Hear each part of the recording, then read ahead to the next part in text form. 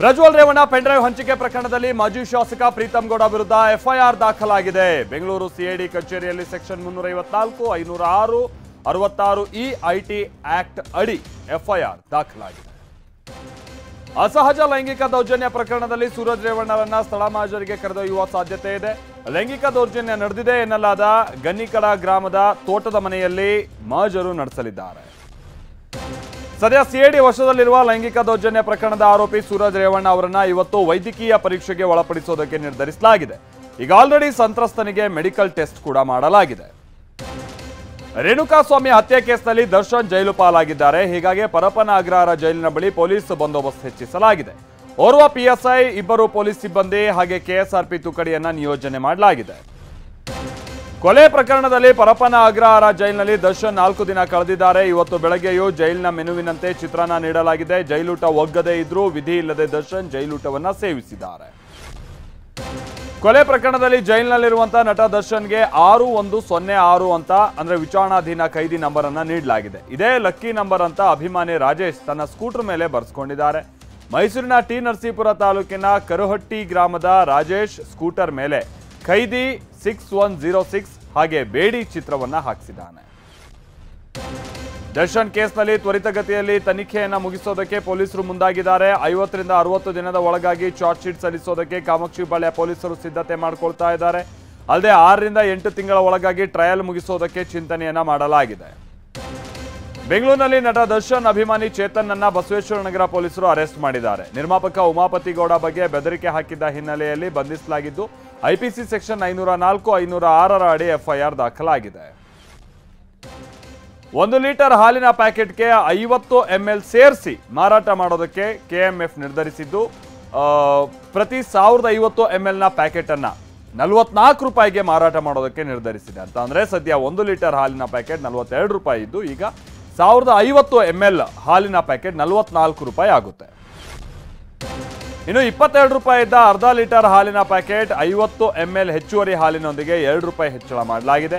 ಯಾವುದೇ ಬೆಲೆ ಏರಿಕೆ ಆಗಿಲ್ಲ, ಬದಲಾಗಿ ಹೆಚ್ಚಿನ ಹಾಲು ಕೊಟ್ಟು ಹೆಚ್ಚು ದರ ಫಿಕ್ಸ್ ಮಾಡಿದ್ದೀವಿ ಅಂತ ಕೆಎಂಎಫ್ ಅಧ್ಯಕ್ಷ ಭೀಮಾ ನಾಯ್ಕ್ ಹೇಳ್ತಾ ಇದ್ದಾರೆ. ರಾಜ್ಯದಲ್ಲಿ ಡೆಂಗಿ ಪ್ರಕರಣಗಳ ಸಂಖ್ಯೆ ಹೆಚ್ಚಳ ಆಗಿದೆ. ಅದರಿಂದ ಸಂಜೆ 4:30ಕ್ಕೆ ಮುಖ್ಯಮಂತ್ರಿ ಸಿದ್ದರಾಮಯ್ಯ ನೇತೃತ್ವದಲ್ಲಿ ಮಹತ್ವದ ಸಭೆ ನಡೆಯುತ್ತೆ. ಆರೋಗ್ಯ ಇಲಾಖೆ ಹಿರಿಯ ಅಧಿಕಾರಿಗಳ ಜೊತೆ ಸಿಎಂ ಚರ್ಚಿಸಲಿದ್ದು ಮಾರ್ಗಸೂಚಿ ಬಿಡುಗಡೆ ಮಾಡೋ ಸಾಧ್ಯತೆ ಇದೆ. ಸನಾತನ ಧರ್ಮ ಡೆಂಗಿ ಮಲೇರಿಯಾ ಇದ್ದಂತೆ ಎಂದಿದ್ದ ತಮಿಳುನಾಡು ಸಚಿವ ಉದಯನಿಧಿ ಸ್ಟಾಲಿನ್ ಕೋರ್ಟ್ಗೆ ಹಾಜರಾಗಿದ್ದಾರೆ. ಬೆಂಗಳೂರಿನ 42ನೇ ಎಸಿಎಂಎಂ ನ್ಯಾಯಾಲಯಕ್ಕೆ ತಮ್ಮ ವಕೀಲರ ಜೊತೆ ಆಗಮಿಸಿದ್ರು. ಸ್ಟಾಲಿನ್ ಹೇಳಿಕೆ ಸಂಬಂಧ ಪರಮೇಶ್ ಅನ್ನೋರು ಕೋರ್ಟ್ನಲ್ಲಿ ಖಾಸಗಿ ದೂರನ್ನು ಸಲ್ಲಿಸಿದ್ದರು. ಮೈಸೂರಿನಲ್ಲಿ ಸಿಎಂ ಆಪ್ತ ಸಚಿವ ವೆಂಕಟೇಶ್ ವಿರುದ್ಧ ದ್ವೇಷದ ರಾಜಕಾರಣ ಆರೋಪ ಕೇಳಿಬರ್ತಾ ಇದೆ. ಸಚಿವರು ತಮ್ಮ ಪುತ್ರನ ರಾಜಕೀಯ ಭವಿಷ್ಯಕ್ಕಾಗಿ ಕಿರುಕುಳ ನೀಡ್ತಾ ಇದ್ದಾರೆ ಅಂತ ಮಾಜಿ ಶಾಸಕ ಕೆ ಮಹದೇವ್ ಪುತ್ರ ಮೈಮೂಲ್ ಅಧ್ಯಕ್ಷ ಪಿಎಂ ಪ್ರಸನ್ನ ಗಂಭೀರ ಆರೋಪವನ್ನ ಮಾಡಿದ್ದಾರೆ. ಕೇಂದ್ರ ಸಚಿವ ಎಚ್.ಡಿ. ಕುಮಾರಸ್ವಾಮಿ ಫ್ಲೆಕ್ಸ್ಗಳಲ್ಲಿ ಎಚ್.ಡಿ. ರೇವಣ್ಣ ಫೋಟೋ ಮಾಯವಾಗಿದೆ.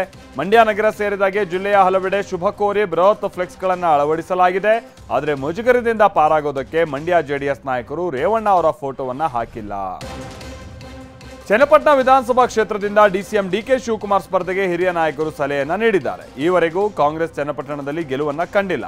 ಯೋಚಿಸಿ ಹೆಜ್ಜೆ ಇಡುವಂತೆ ಡಿಕೆಗೆ ಕಾಂಗ್ರೆಸ್ ನಾಯಕರು ಸಲಹೆ ನೀಡಿದ್ದಾರೆ.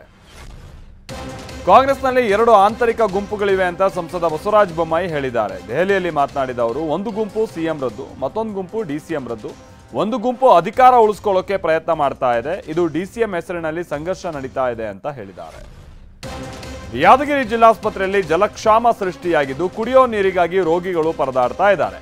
ಹಣ ಕೊಟ್ಟು ಬಾಟಲ್ ನೀರು ಖರೀದಿ ಮಾಡ್ತಿದ್ದಾರೆ. ರೋಗಿಗಳಿಗೆ ಅಷ್ಟೇ ಅಲ್ಲ, ವೈದ್ಯರು ಹಾಗೆ ಸಿಬ್ಬಂದಿಗೂ ನೀರಿನ ಬರ ತಟ್ಟಿದೆ. ಇನ್ನು ಕುಡಿಯೋ ನೀರಿನ ವ್ಯವಸ್ಥೆ ಮಾಡದೆ ಅಧಿಕಾರಿಗಳು ನಿರ್ಲಕ್ಷ್ಯ ತೋರ್ತಾ ಇದ್ದಾರೆ ಅಂತ ಆರೋಪಿಸಲಾಗ್ತಾ ಇದೆ. ಶಾಲಾ ಮಕ್ಕಳು ಎಂಬ ಕಾರಣಕ್ಕೆ ಬಸ್ ನಿಲ್ಲಿಸಿಲ್ಲ ಅಂತ ವಿದ್ಯಾರ್ಥಿಗಳು ಬೇಸರ ವ್ಯಕ್ತಪಡಿಸಿದ್ರು. ಯಾದಗಿರಿ ಜಿಲ್ಲೆ ಶಹಾಪುರ ತಾಲೂಕಿನ ಟೋಕಾಪುರ ಗ್ರಾಮದಲ್ಲಿ ಘಟನೆ ನಡೆದಿದ್ದು ಬಸ್ ನಿಲ್ಲಿಸದ ಹಿನ್ನೆಲೆಯಲ್ಲಿ ವಿದ್ಯಾರ್ಥಿಗಳು ಶಾಲೆಗೆ ನಡೆದುಕೊಂಡೇ ಹೋಗಿದ್ದಾರೆ. ಸಾರಿಗೆ ಬಸ್ ಚಾಲಕನ ವಿರುದ್ಧ ಗ್ರಾಮಸ್ಥರು ಕಿಡಿಕಾರ್ತಿದ್ದಾರೆ. ಸಮರ್ಪಕ ಬಸ್ ಸೌಲಭ್ಯಕ್ಕಾಗಿ ಆಗ್ರಹಿಸಿ ಕೊಪ್ಪಳದಲ್ಲಿ 2 ಕಡೆ ವಿದ್ಯಾರ್ಥಿಗಳು ಪ್ರತಿಭಟನೆ ನಡೆಸಿದ್ದಾರೆ. ಕನಕಗಿರಿ ಪಟ್ಟಣ ಹಾಗೆ ಲಕಮನ್ನಗೊಳೆ ಗ್ರಾಮದಲ್ಲಿ ಬಸ್ ತಡೆದು ಪ್ರತಿಭಟಿಸಿದ್ದಾರೆ. ಸರಿಯಾದ ಸಮಯಕ್ಕೆ ಬಸ್ ಸೌಲಭ್ಯ ಕಲ್ಪಿಸಿ ಅಂತ ಆಗ್ರಹಿಸಿದ್ದಾರೆ. ಲೋಕಸಭಾ ಸ್ಪೀಕರ್ ಚುನಾವಣಾ ತಾರಕಕ್ಕೇರಿದೆ. ಎನ್ಡಿಎ ಮೈತ್ರಿಕೂಟದಿಂದ ಬಿಜೆಪಿ ಸಂಸದ ಮಾಜಿ ಸ್ಪೀಕರ್ ಓಂ ಬಿರ್ಲಾ ನಾಮಿನೇಷನ್ ಅನ್ನು ಮಾಡಿದ್ದಾರೆ. ಅತ್ತ ಇಂಡಿಯಾ ಕೂಟದಿಂದ ಕಾಂಗ್ರೆಸ್ ಸಂಸದ ಕೋಡಿಕುನ್ನಿಲ್ ಸುರೇಶ್ ಕೂಡ ಉಮೇದುವಾರಿಕೆ ಸಲ್ಲಿಸಿದ್ದಾರೆ. ಕಾಂಗ್ರೆಸ್ ಸಂಸದೆ ಬಚಾವ್ ಶೋಭಾ ದಿನೇಶ್ ನೂತನ ಸಂಸದರಾಗಿ ಪ್ರತಿಜ್ಞಾವಧಿಯನ್ನ ಸ್ವೀಕರಿಸಿದ್ದಾರೆ. ಅವರ ಹೆಸರು ಬಚಾವ್ ಶೋಭಾ ದಿನೇಶ್ ಅಂತ ಹೇಳಿ. ಮಹಾರಾಷ್ಟ್ರದ ಧುಲೆ ಕ್ಷೇತ್ರದ ಸಂಸದೆಯಾಗಿ ಶೋಭಾ ಸಂವಿಧಾನದ ಪ್ರತಿಯನ್ನ ಹಿಡಿದು ಪ್ರಮಾಣ ವಚನ ಸ್ವೀಕರಿಸಿದ್ದಾರೆ. ಇದಕ್ಕೆ ಎನ್ಡಿಎ ನಾಯಕರು ವಿರೋಧ ವ್ಯಕ್ತಪಡಿಸಿದ್ದಾರೆ. ರಾಷ್ಟ್ರ ರಾಜಧಾನಿ ದೆಹಲಿಯಲ್ಲಿ ನೀರಿಗಾಗಿ ಹಾಹಾಕಾರ ಶುರುವಾಗಿದೆ. ದೆಹಲಿಯಾದ್ಯಂತ ಜನ ನೀರಿಗಾಗಿ ಟ್ಯಾಂಕರ್ ನೀರನ್ನೇ ಅವಲಂಬಿಸಬೇಕಾದಂತ ಸ್ಥಿತಿ ನಿರ್ಮಾಣ ಆಗಿದೆ. ಟ್ಯಾಂಕರ್ ನೀರಿಗಾಗಿ ಜನ ಮುಗಿಬೀಳ್ತಾ ಇರುವಂತಹ ದೃಶ್ಯಗಳು ಎಲ್ಲೆಡೆ ಸಾಮಾನ್ಯ ಎಂಬಂತಾಗಿದೆ.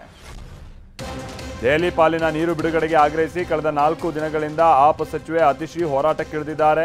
ಉಪವಾಸ ಸತ್ಯಾಗ್ರಹ ನಡೆಸ್ತಾ ಇದ್ದ ಆಪ್ ಸಚಿವೆ ಅತಿಶಿ ಅಸ್ವಸ್ಥರಾಗಿ ಆಸ್ಪತ್ರೆ ಸೇರಿದ್ದಾರೆ. ಲೋಕನಾಯಕ ಜಯಪ್ರಕಾಶ್ ನಾರಾಯಣ ಆಸ್ಪತ್ರೆಯಲ್ಲಿ ಚಿಕಿತ್ಸೆಯನ್ನು ನೀಡಲಾಗ್ತಾ ಇದೆ. ಟಿ20 ವಿಶ್ವಕಪ್ ಕ್ರಿಕೆಟ್ನಲ್ಲಿ ಅಫ್ಘಾನಿಸ್ತಾನ ತಂಡವು ಬಾಂಗ್ಲಾ ವಿರುದ್ಧ ಗೆದ್ದು ಸೆಮಿಫೈನಲ್ಗೆ ಎಂಟ್ರಿ ಕೊಟ್ಟಿದೆ. ಈ ಮೂಲಕ ಚುಟುಕು ಕ್ರಿಕೆಟ್ನಲ್ಲಿ ಅಫ್ಘಾನ್ ಇತಿಹಾಸ ನಿರ್ಮಿಸಿದೆ. ಕಿಂಗ್ಸ್ ಟೌನ್ನಲ್ಲಿ ನಡೆದಂಥ ಪಂದ್ಯದಲ್ಲಿ ಮೊದಲು ಬ್ಯಾಟಿಂಗ್ ಮಾಡಿದ್ದಂಥ ಅಫ್ಘಾನ್ 5 ವಿಕೆಟ್ ನಷ್ಟಕ್ಕೆ ಅವರು 115 ರನ್ನನ್ನು ಗಳಿಸಿದ್ದರು. ಪ್ರತ್ಯುತ್ತರವಾಗಿ ಬಾಂಗ್ಲಾದೇಶ ಕೂಡ ಒಳ್ಳೆ ಹೋರಾಟವನ್ನು ನೀಡಿತು. ಆದರೆ 105 ರನ್ ಗಳಿಸಲಷ್ಟೇ ಶಕ್ತವಾಯಿತು.